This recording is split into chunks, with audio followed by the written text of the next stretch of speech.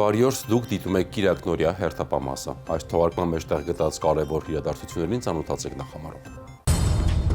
Վարչապետ Նիկոլ Փաշինյանի գլխավորությամբ քննարկվել է փրկարար ծառայության զարգացման հայեցակարգը։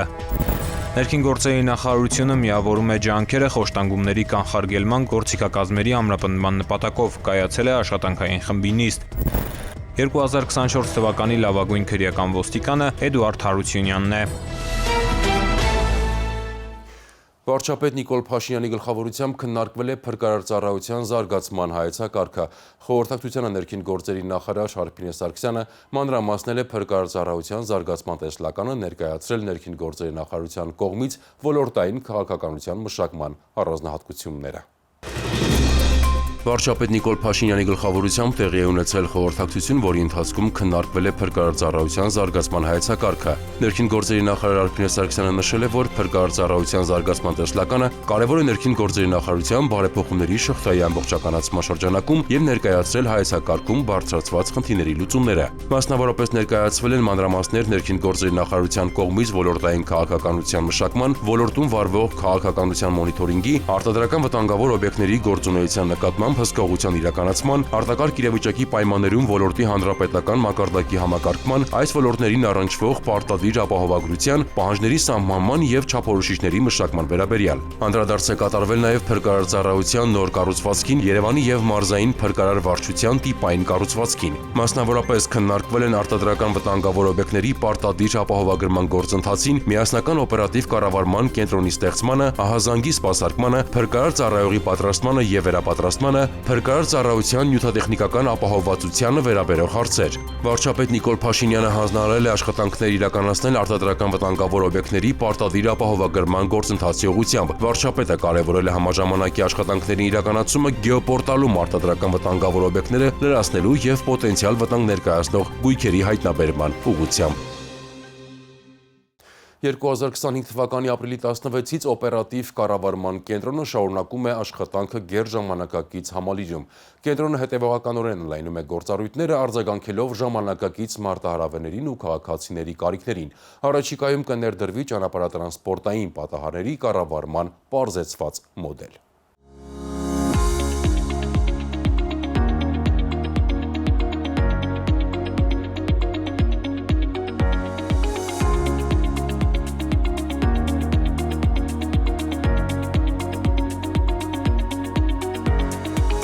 Տեխնիկական աննախադեպ վերազինում, մասնագիտական նոր թիմ եւ շուրջօրյա սպասարկում։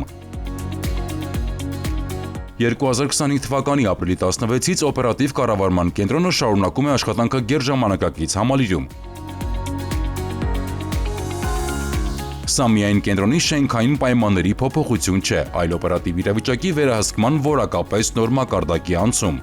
Օպերատիվ կառավարման նորակառույց կենտրոնը իրականություն դարձավ Հայաստանի Հանրապետության կառավարության ջանքերով եւ միջազգային գործընկերների ԱՄՆ-ի եւ ԵՄ աջակցությամբ։ Կենտրոնում ներդրված լուծումները համատեղում են ժամանակակից տեխնիկական հնարավորություններն ու աշխատանքային հարմարավետ պայմանները։ Կենտրոնում տեղադրված սեղանները բարձրացվող են, ինչը հնարավորություն է տալիս 24 ժամվա լարված աշխատանքի ընթացքում, երբ որ ժամանակ չենք ունենում, այսինքն սրահից երկար բացակայելու, կանգնած աշխատել, թեթևացնում է ֆիզիկական լարվածությունը եւ ավելի հարմար է։ Նշեմ եւս մեկ առավելություն՝ ձայնամեկուսիչ ապակիները, ինչը թույլ է տալիս զանգի ընթացքում խուսափել ավելորդ աղմուկից եւ ավելի արագ սպասարկել ահազանգը։ Ծրագրային նոր լուծումների եւ ներդրված տեխնիկական նորագույն համակարգերի շնորհիվ կենտրոնի ծառայողները անհրաժեշտության դեպքում հնարավորություն ունեն 24-ժամյա ռեժիմով ուղիղ միացումով հետևելու բարեկային ծառայության կարգախմբերի աշխատանքին։ Կապի համակարգերի ու ծրագրային նոր լուծումների շնորհիվ կենտրոնի անձնակազմը շուտով կկարողանա օպերատիվ իրավիճակը վերահսկել նաեւ թռչնի թռիչքի բարձրությունից։ Դրոնների միջոցով մեզ հնարավորություն է ընձեռնվելու հետևել խցանումներին, գտնել դրանց պատճառական կապերը եւ բարեկային կարգախմբեր ուղարկել կոնկրետ խցանման հենց վայր։ Հնարավորություն ենք ստանալու ենթադրյալ հանցագործություն կատարած անձանց հետապնդելու, ինչպես նաեւ հետախուզվող տրանսպորտային միջոցները, հետևելու զանգվածային միջոցառումներին։ Անօդաչու թռչող սարքերի շնորհիվ կենտրոնի ծառայողները կկարողանան կատարել նույնականացում եւ ստացված տեսապատկերն անմիջապես փոխանցել բարեկային կարգախմբերին, էապես բարձրացնելով արձագանքման արդյունավետությունը։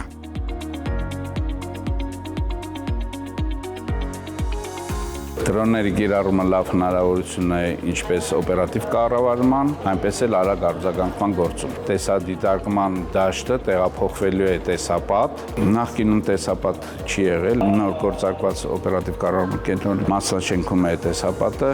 որում երևում է եւ ահազանգերի քանակը։ Այս պահի դրությամբ քանի կարգախումբ է ուղարկվել, քանի կարգախումբ է ազատ։ Կենտրոնը հետևողականորեն ընդլայնում է գործառույթները արձագանքելով ժամանակակից մարտահրավերներին ու քաղաքացիների կարիքներին։ Առաջիկայում կներդրվի ճանապարհատրանսպորտային պատահարների կառավարման պարզեցված մոդել։ Պատահարի դեպքում բավարար կլինի զանգահարել միայն օպերատիվ կառավարման կենտրոն։ Ոստիկանություն։ Խոսքի եւ լսողության սահմանափակում ունեցող անձինք հնարավորություն կունենան պատահարների եւ իրավախախտումների մասին հաղորդել տեսաձայնագրության հավելվածի միջոցով։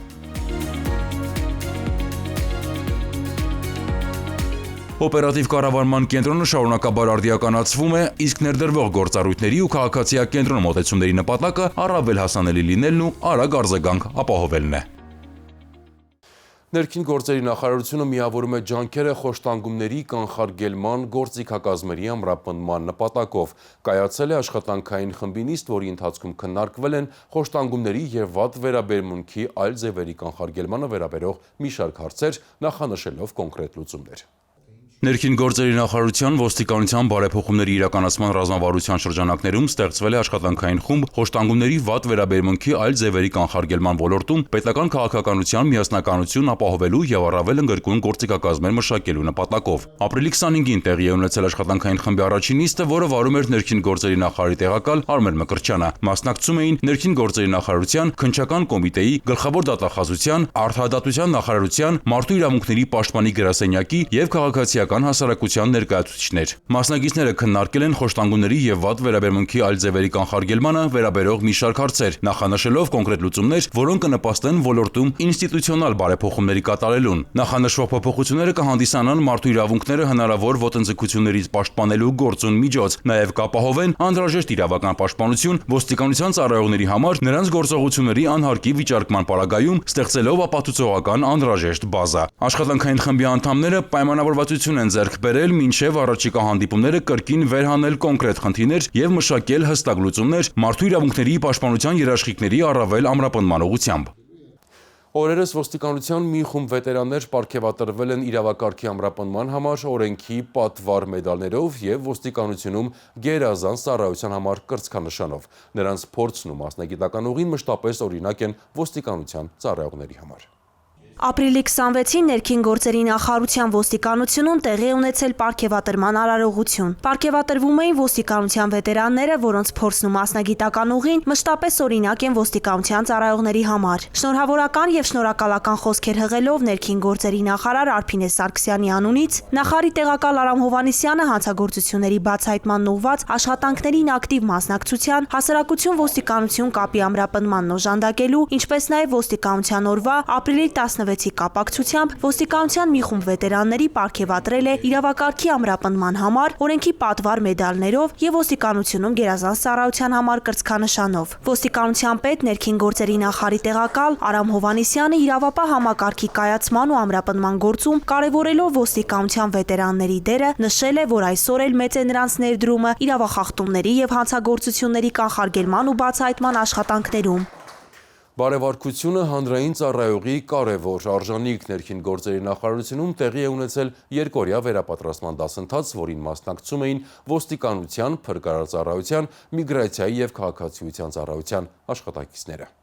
Ինչ սկզբունքներով պետք է առաջնորդվեն հանրային ծառայողները, ինչ հետևանք կարող է ունենալ վարքագծի կանոնների խախտումը եւ ինչպես է սահմանվում շահերի բախման հասկացությունը։ Այս եւ այլ առանցքային թեմաներն էին ապրիլի 28-ից 29-ը ներքին գործերի նախարարությունում տեղի ունեցած բարևարկության հարցերով վերապատրաստման օրակարգում։ Երկօրյա վերապատրաստման նպատակն էր զարգացնել բարևարկության համակարգի վերաբերյալ ներքին գործերի նախարարության հանրային ծառայողների գիտելիքները։ Դասընթացին մասնակցում էր ոստիկանության, փրկարարծառայության, միգրացիայի եւ քաղաքացիության խաղաղության ծառայության 260 աշխատակից։ Վերապատրաստումը կազմակերպվել էր հանրային ծառայողների բարևարկության պլանի շրջանակում։ Այն անցկացվել է կոռուպցիայի կանխարգելման հանձնաժողովի ներկայացուցիչների հետ համատեղ։ Քննարկման առարկա են դարձել բարևարկության համակարգի տարրերի կարևորության, ծառայողների վարքագծի կանոնների պահպանման եւ այլ թիրախային հարցեր։ Մասնագետները ներկայացրել են գործնական օրինակներ, որոնք կնպաստեն կոնկրետ իրավիճակներում հանրային ծառայողների կողմից բարևարկության կանոնների պահպանմանը։ Նման վերապատրաստումները շարունակական են։ Հրդեհները շրջակա միջավայրի կենսանվտանգությանը սպառնացող մարտահրավերներից են, որոնց առաջացման պատճառները գլխավորապես մարդկային անուշադրության արդյունք են։ Հաճախ մարդիկ չգիտակցելով բացասական հետևանքները գյուղատնտեսական աշխատանքներին ընդառաջ այրում են խոզանն ու բուսական մնացորդները, նպաստելով հողի որակական հատկությունների կորստին, բուսական եւ կենդանական աշխարհի ոչնչացմանն ու մթնոլորտային օդի աղտոտմանը։ Խոզաների այրումը վատթարացնում է հողի օրգանական կազմը, նվազեցնում խոնավությունը, նպաստում է հողում եղած օգտակար նյութերի քայքայմանը, նվազեցնում է հողի բերիությունը, նպաստում է թոքերում քաղցկեղի առաջացմանը, առաջացնում է հազ, ցավ կրծքավանդակում եւ շնչառական խանգարումներ, ոչնչացնում է միջատներին, սողուններին, մանր կաթնասուններին, խոչընդոտում է սննդանյութերի ցիկլը, սնման շղթայի կապերը եւ բույսերի սերմերի տարածումը, ինչը կարող է հանգեցնել տեսակների անհետացման կամ դրանց պոպուլյացիաների նվազեցման, ազդում է էկոհամակարգի ինքնավերականգնման հատկության վրա։ Հարգելի քաղաքացիներ, զերծ մնացեք խոզանների այրում կատարելուց, պահպանելով շրջակա միջավայրի կենսաբազմազանությունը, իսկ նկատած հրդեհի կամ ծխի դեպքում զանգահարեք 911 հեռախոսահամարին։ 2024 թվականի լավագույն քրեական ոստիկանի համոզմամբ լավագույն լինելը սկսվում է հավատից, հավատ սեփական կարողությունների, համակարգի, ինչպես նաև արդարության նկատմամբ։ 2024 թվականի լավագույն քրեական ոստիկանը Էդուարդ Հարությունյանն է։ Քրեական ոստիկանությունում ծառայությունը լի է մարտահրավերներով, պատասխանատվության ու պայքարի դրսևորումներով։ Այդ ճանապարհին առանձնանում են ծառայողներ, որոնք նվիրվածությամբ, աշխատասիրությամբ ու մասնագիտական հմտություններով դառնում են օրինակելի։ Այդպիսի ծառայողներից է քրեական ոստիկանության Երևան քաղաքի վարչության ավագ քրեական ոստիկան Էդուարդ Հարությունյանը, 2024 թվականի լավագույն քրեական ոստիկանը։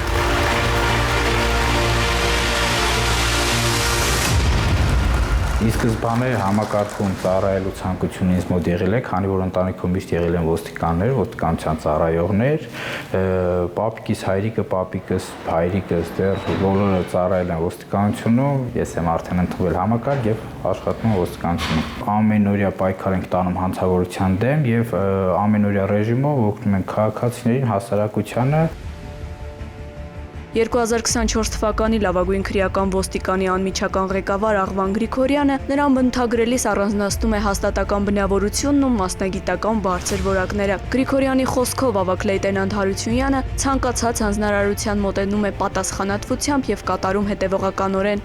Քրեական ոստիկանության ստեղծման օրվանից Էդուարդ Հարությունյանը աչքի է ընկել իր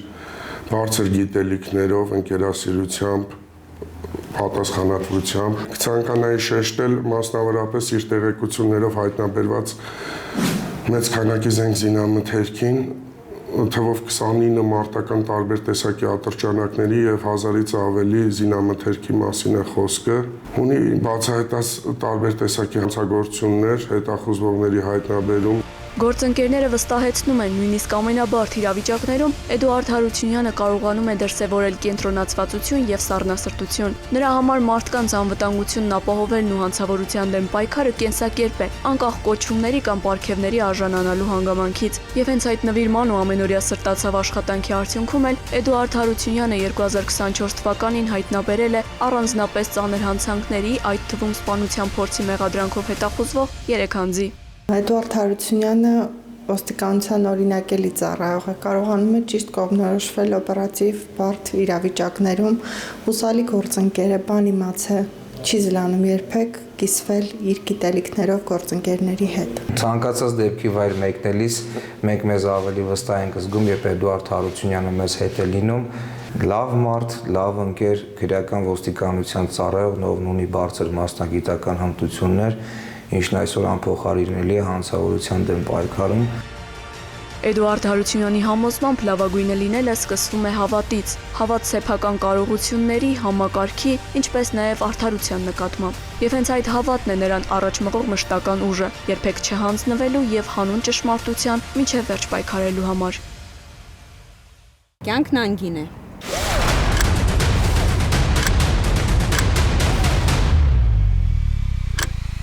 Ամրագոտին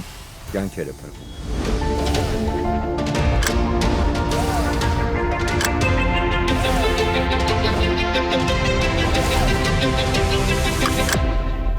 Ամրագոտին կյանքեր է փրկում։ Ամրակապվիր։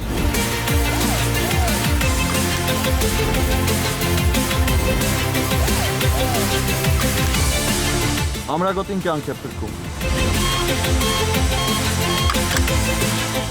Ամրագոտին կյանք է փրկում։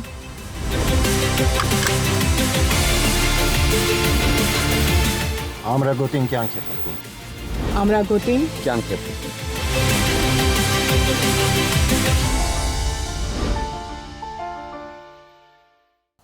Հանցնող շաբաթվա քրեական քրոնիկոնը մեկ տեսաշարով։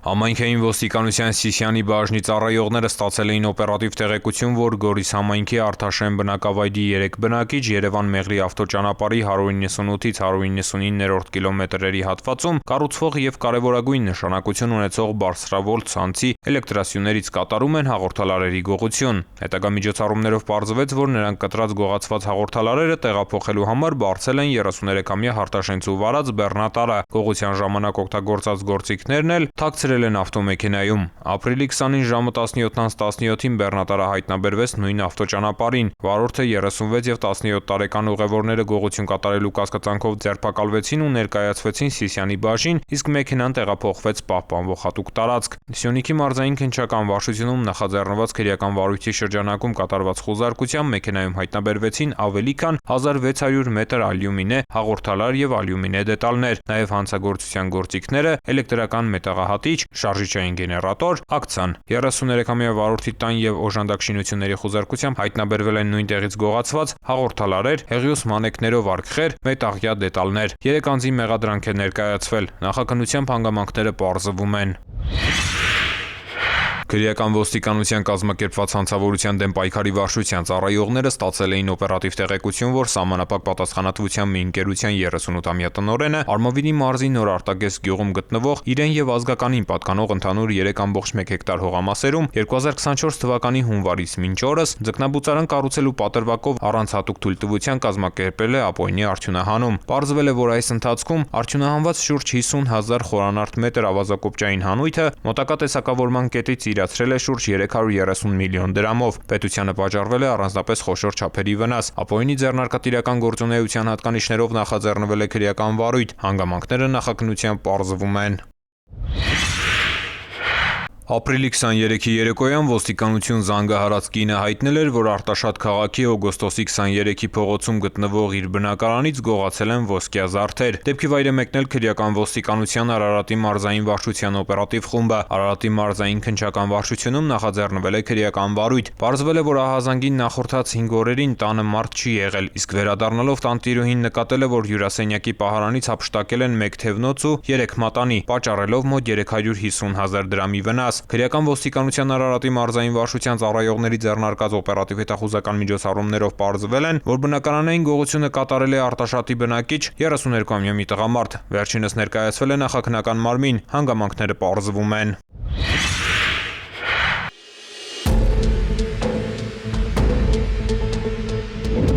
Ապօրինի թմրաշրջանառության դեմ հետևողական պայքարը ներքին գործերի նախարարության ոստիկանության ուշադրության կենտրոնում է, ինչը պարբերաբար փաստվում է թմրամիջոցների առանձնապես խոշոր չափերը մի քանի անգամ գերազանցող խմբաքանակների հայտնաբերումներով։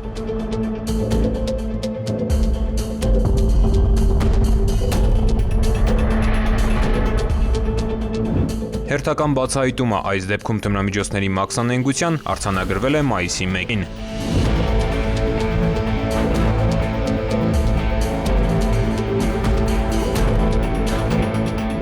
Քրեական ոստիկանության թմրամիջոցների անօրինական շրջանառության դեմ պայքարի վարչության ծառայողները օպերատիվ հետախուզական ծավալուն միջոցառումներով տեղեկություն էին ձեռք բերել, որ արտերկրից Երևան ժամանող 52-ամյա մի տղամարդու ուղեբեռում առանձնապես խոշոր չափերով տարբեր տեսակի թմրամիջոցներ կան։ Տեղեկությունը փոխանցվել է պետական եկամուտների կոմիտե համապատասխան հսկողություն սահմանելու նպատակով։ Ապօրինի թմրաշրջանառության դեմ պայքարող քրեական ոստիկանները օպերատիվ տվյալները վերջնականապես իրացնելիս համագործակցեցին պետական եկամուտների կոմիտեի մաքսանենգության դեմ պայքարի վարչության եւ համայնքային ոստիկանության Զվարթնոց օդանավակայանի բաժնի ծառայողների հետ։ Արդյունքում Աթենք-Երևան չվերթի ժամանումից հետո մաքսային զննման ենթարկվեց 52-ամյա տղամարդու ուղեբեռը, հայտնաբերվեցին ընդհանուր 4000-ից ավելի էքստազի տեսակի թմրամիջոցի հաբեր, 970 գրամ կոկային, 885 հատ բուպրենորֆին տեսակի թմրամիջոց պարունակող սուբուտեքսի հաբ, 5 գրամ նույն հաբի վնասված կտորներ, ինչպես նաև տարբեր գրառումներով 15 դեղապատիչ։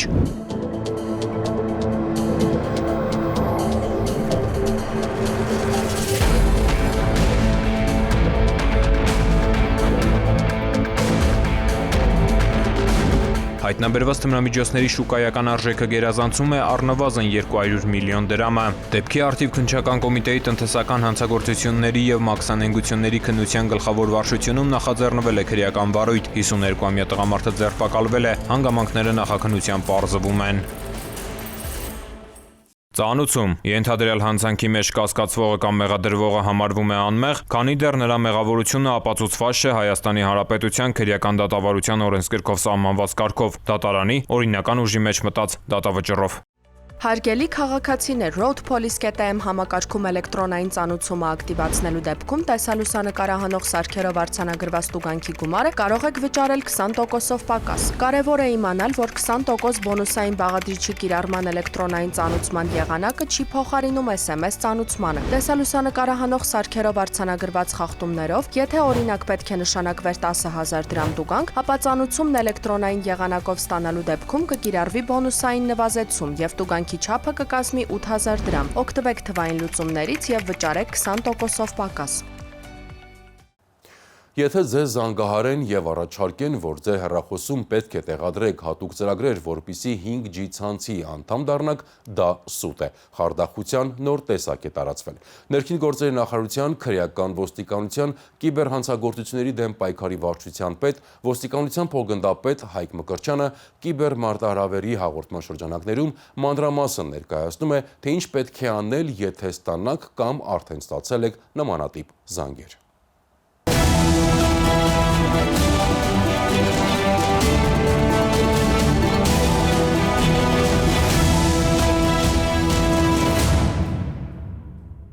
Ողջույն, ես Հայկ Մկրտչյանն եմ։ Այսօր կխոսենք մեր հանրապետությունում նոր տենդենս ապրող հերթական հանցագործության մասին՝ 5G ցանցի թարմացում։ Ահա այս պատրվակով հանցագործները կարողանում են թիրախավորել մեր քաղաքացիների ֆինանսական միջոցներ։ Ինչպես է տեղի ունենում հանցագործությունը։ Հանցագործները զանգարում են մեր քաղաքացիներին եւ առաջարկում են տեղադրել հատուկ ծրագրային միջոցներ, ինչը հնարավորություն կտա մեր քաղաքացիներին ունենալ ավելի գերարագ ինտերնետ եւ միանալ 5G ցանցին։ Այն քաղաքացիները, որոնք համաձայնվում եւ տեղադրում են հանցագործների կողմից ուղարկված ծրագրային միջոցը, դառնում են հանցագործության զոհ։ Այդ ծրագիրը իրենց բջջային հեռախոսում տեղադրելուց հետո հանցագործները կարողանում են ամբողջությամբ հասանելիություն ստանալ քաղաքացիների բջջային հեռախոսին եւ նրանում տեղադրված տարբեր on-line banking հավելվածներով իրականացնել ֆինանսական գործարքներ, այսինքն հափշտակել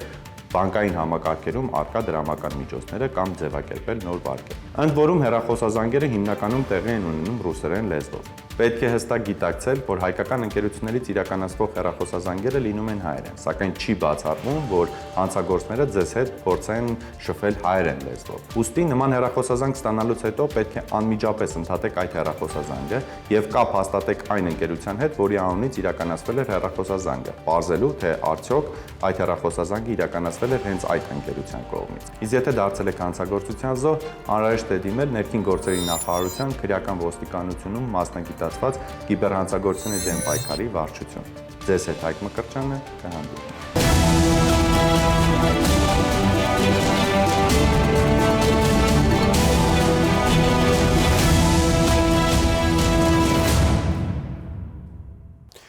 Շաբաթվա կարևոր իրադարձությունները այսքանն էին, ես ձեզ հրաժեշտ եմ տալիս, հաջողություն։